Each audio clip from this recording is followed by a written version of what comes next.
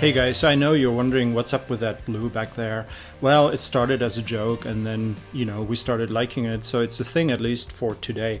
But here's what's not a joke. The fact that there are theological schools up and down the country, up and down North America, elsewhere too, but this is my focus, that are not being held accountable for what they offer their students, and yet they're charging an arm and a leg for their services. So let's look at that today. And by the way, I know I'm critiquing seminaries a lot, but I started making sure that for every critique I also offer a solution, at least one that I think works, and I would love to hear from you what you think about it.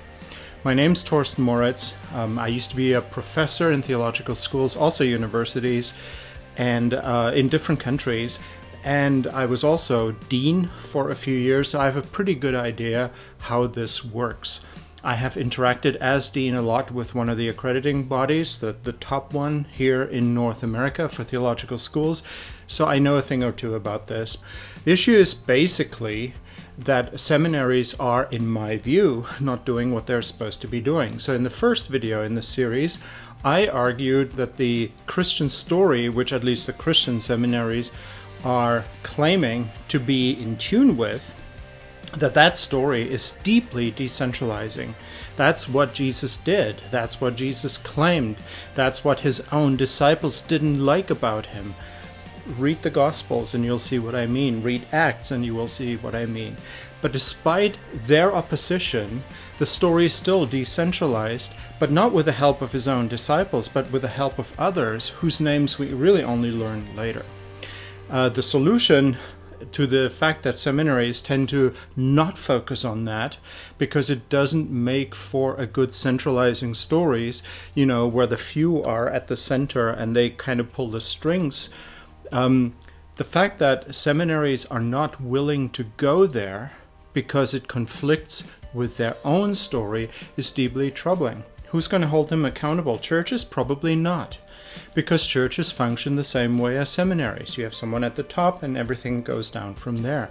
You might even have denominations and then a bunch of churches, and each one is hierarchical.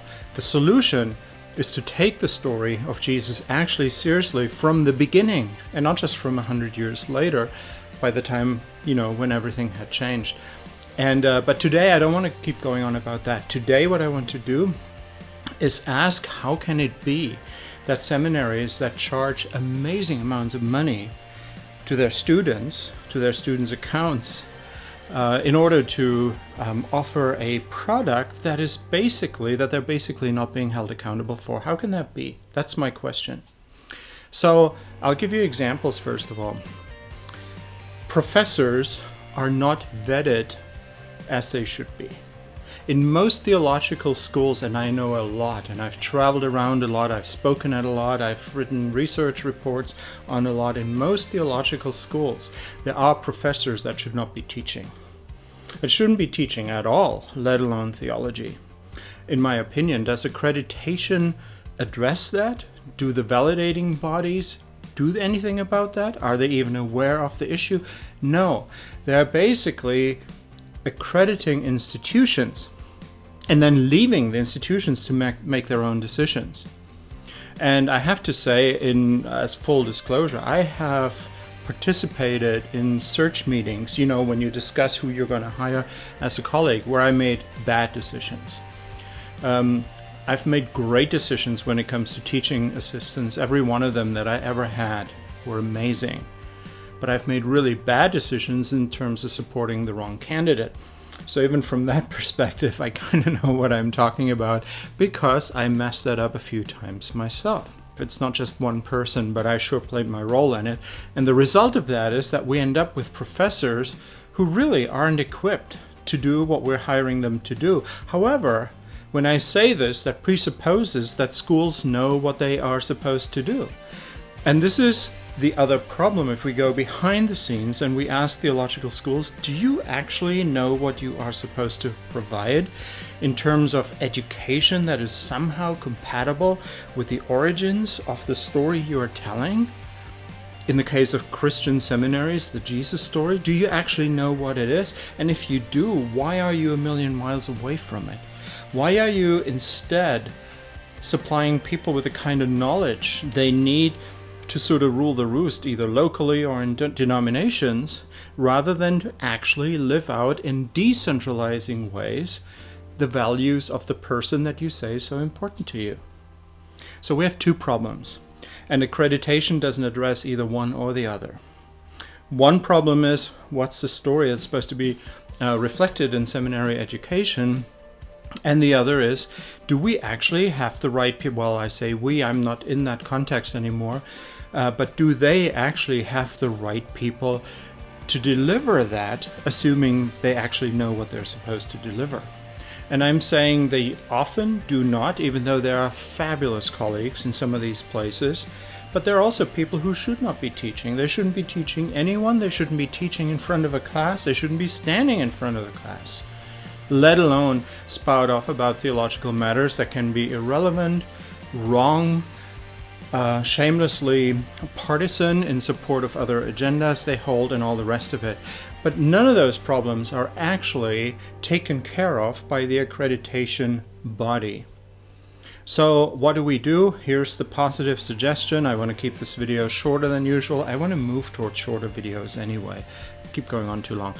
What's the solution to this? I think the solution to this is that we stop accrediting institutions, because it just drives up the bill that students have to pay, and it doesn't really do much for them at all.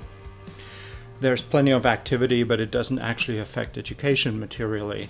Instead, what we should be doing is we should be accrediting the professors.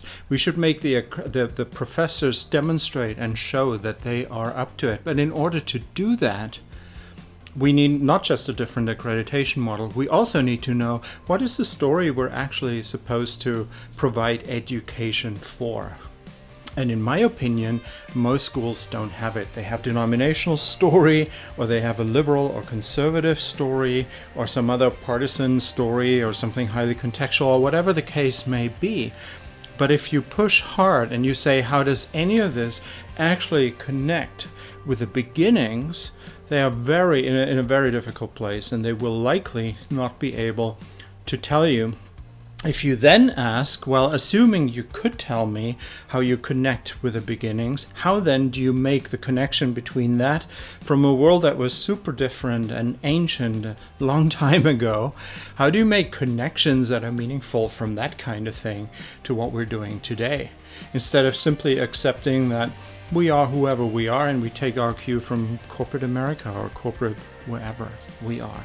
How do you do those kinds of things? So I will keep critiquing, but I will also make positive suggestions as to how to fix this. Today's suggestion is accreditation of schools achieves almost nothing. It's the professors, it's the teachers we need to accredit. But for that we need criteria, and I will talk about those in another video.